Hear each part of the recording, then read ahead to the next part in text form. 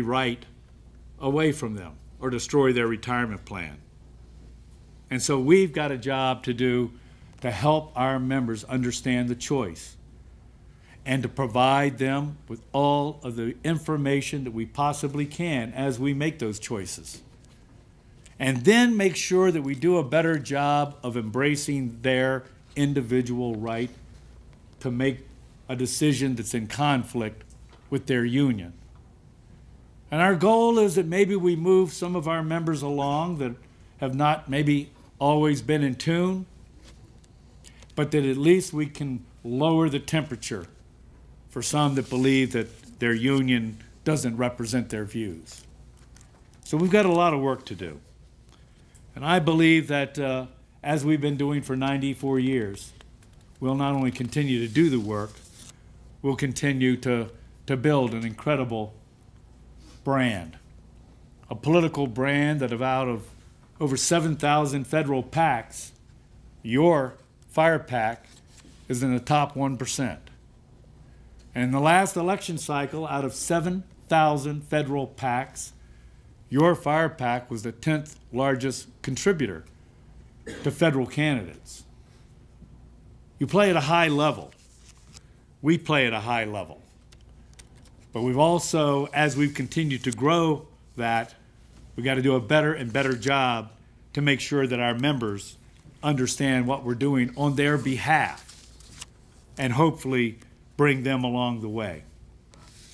And I'm just going to wrap up with maybe just a reflection. You know, this last 12 years that I've been really privileged. Some of you know, maybe some don't. But the fact is that I am you and you are me. You know, I was just a 20-year-old kid that wanted to ride a rig, 1966. And my journey in this great profession began. And 4 years into it, my calling, if you will, came to me, and that is the incredible work of this IAFF.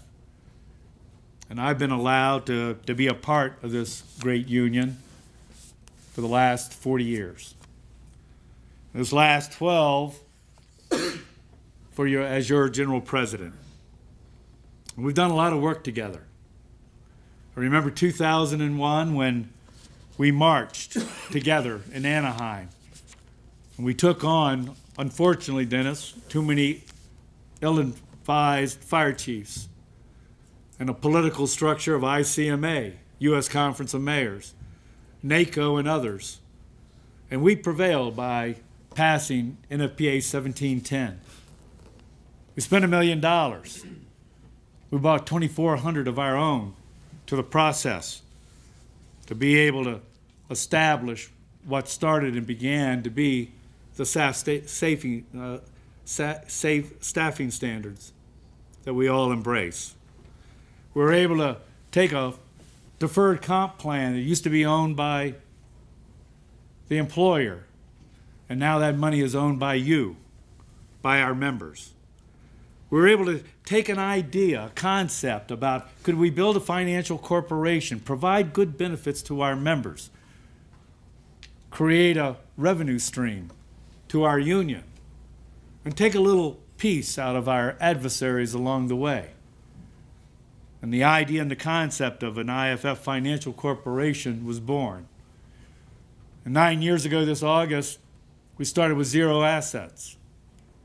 And now we're at $2.3 billion and 100,000 participants.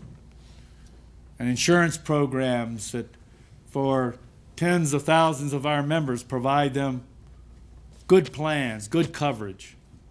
But all of this brought together also has provided our union with the resources so that we don't have to go and reach in our members' pockets any more than necessary. This year, $750 million, $750,000 coming into the IAFF from the IAFF Financial Corporation, and well over $2 million along the way.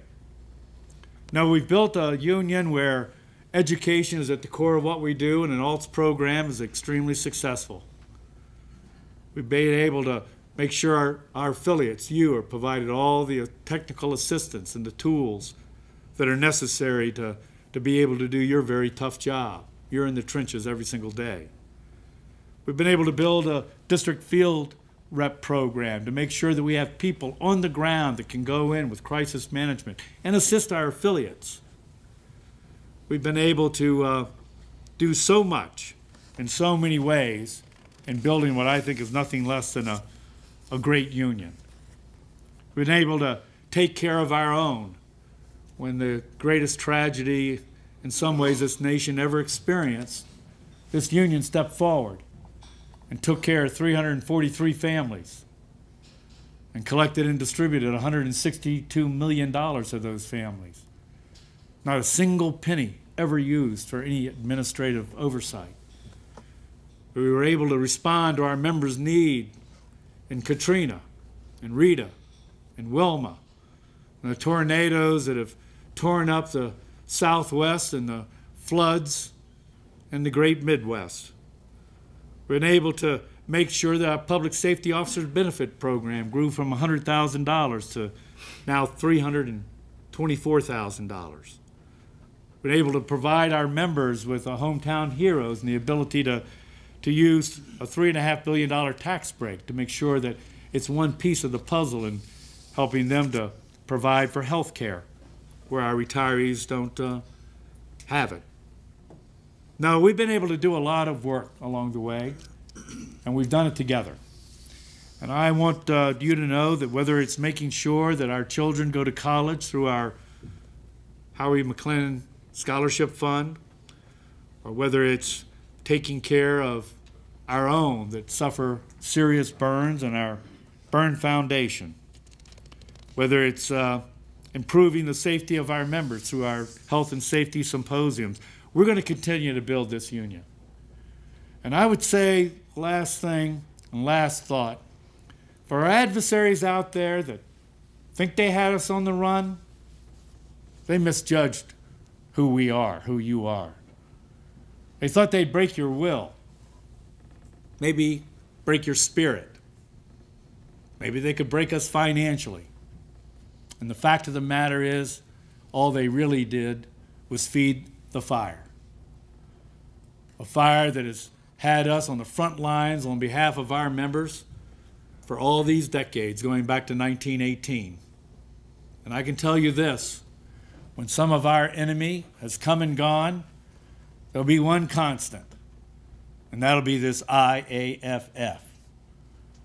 We'll be here for the long term, and we're going to continue to do the great work we do on behalf of a great membership, and we're going to do it together. God bless you. Keep up the battle. Keep up the good work, and God bless you. God bless every firefighter on the front line everywhere. Thank you.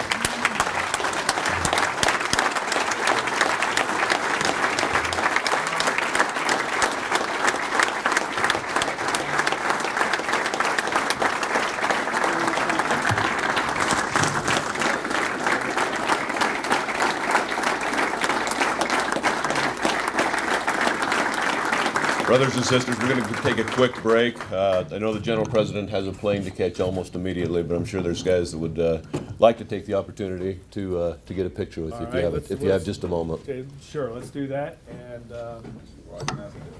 as he's walking out the door. I gotta go here to Minneapolis to Atlanta to Montgomery. I get there at 9 o'clock tonight, so I can't miss his first flight.